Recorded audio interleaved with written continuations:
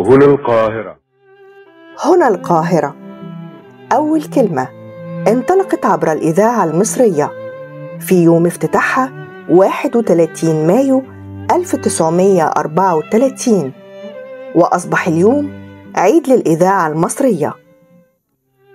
بدأ البث للإذاعة في الساعة 5:30 يوم 31 مايو بآيات من الذكر بصوت الشيخ محمد رفعت، وأحيت الافتتاح الآنسة أم كلثوم، وكان أجرها 25 جنيه.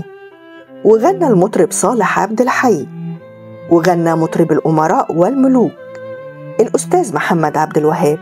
هنا القاهرة انطلقت عبر الإذاعة على لسان الأستاذ أحمد سالم، أول مذيع في الإذاعة المصرية، وواحد من السبعة اللي تولوا مسؤولية الإذاعة، وأتاح له صوته المميز واطلاعه إنه يكون رئيس القسم العربي بالإذاعة.